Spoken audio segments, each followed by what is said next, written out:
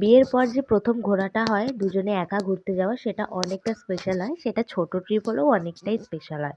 তো সেদিনটা সেরকমই ছিল। বিয়ের পর আমি আর আমার বর প্রথম একা কোথাও ঘুরতে যাচ্ছিলাম। তো কোথায় ঘুরতে গেছিলাম সেটা একটু পরে জানাচ্ছি।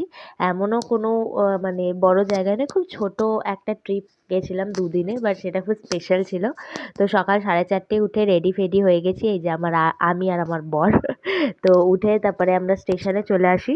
স্টেশন থেকে বাস ধরবো। তো স্টেশনে আসার পরে এখানে বসে ওয়েট করছিলাম বাস আসবে কখন। তো আমাদের বাস এসে গেছে। তো মণিকাঞ্চনে করে আমরা যাই। আশা করি অনেকে বুঝতে পারছো কোথায় যাচ্ছিলাম। হ্যাঁ, আমরা দীঘা যাচ্ছিলাম। তো সকালে উঠেই আমার বরের হাই উঠে গেছে। বাসে উঠেই ঘুম পেয়ে গেছে, কারণ অনেক সকালে উঠেছে তো। যাই হোক, তারপরে একটা মানে এইটা না কোলাঘাটে হল্ট করেনি, একটা অন্য জায়গায়, একটা ছোট একটা জায়গায় হল্ট করে। সেখানে দাঁড়িয়ে একটু চা ফা খেয়ে নিলাম। তো নেক্সট পার্ট আসছে।